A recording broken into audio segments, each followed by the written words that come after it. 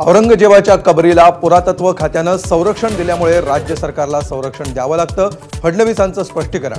मात्र औरंगजेबाचं उदात्तीकरण होणार नसल्याचं ठणकावलं.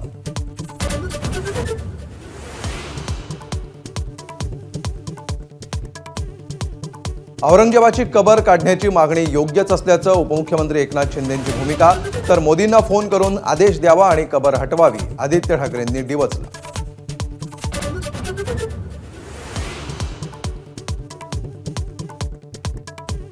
औरंगजेबाच्या कबरीवरून शिवसेनेतच मतभेद. औरंगजेबाचं थडगं असलं तरी चालेल, पण त्यावर खर्च करण्याची गरज नाही, प्रतापराव जाधवांचं मत. तर कबर नको ही पक्षाची भूमिका, नरेश म्हस्के यांचं स्पष्टीकरण.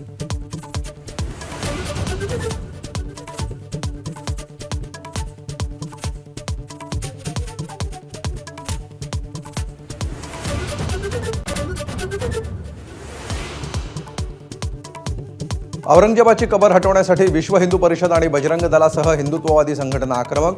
राज्यभरात जिल्हाधिकारी कार्यालयांसमोर निदर्शनं. कबर उखडून फेकण्याचा इशारा.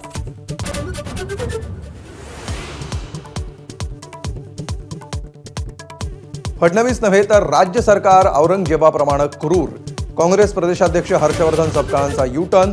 तर हर्षवर्धन सपकाळांच्या टीकेचे विधिमंडळात पडसाद. भाजप आमदारांकडून गुन्हा दाखल करण्याची मागणी.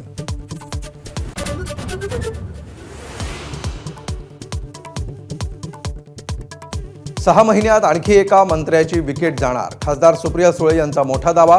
बायकोच्या आड लपून उद्योग करत असल्याचा आरोप. तर सुप्रियाताईंनी आकाश पाहत दिवस मोजावेत, नितेश राणेंचा हल्लाबोल.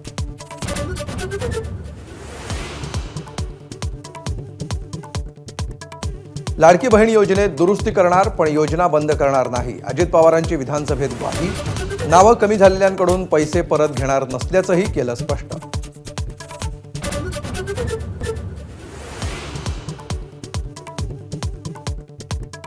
विधान परिषद पोटनिवडणुकीसाठी महायुतीच्या 5ही उमेदवारांचे अर्ज दाखल.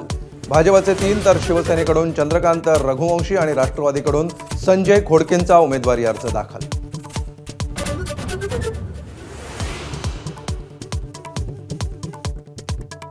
घरकुलांना आता 5 ब्रास वाळू मोफत मिळणार. पुढील 8 दिवसामध्ये वाळू धोरण लागू करण्याची महसूल मंत्री चंद्रशेखर बावनकुळे यांची घोषणा.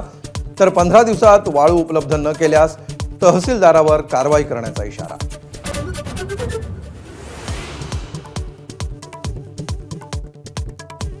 ऊस उत्पादकांना एक रकमीच FRP द्या. मुंबई हायकोर्टाचे राज्य सरकारला आदेश. टप्प्याटप्प्यानं FRP देण्याचा सरकारचा निर्णय कोर्टाकडून रद्द.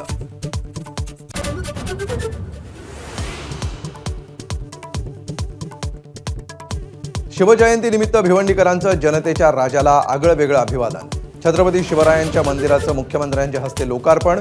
तातडीनं तीर्थक्षेत्राचा दर्जा जाहीर.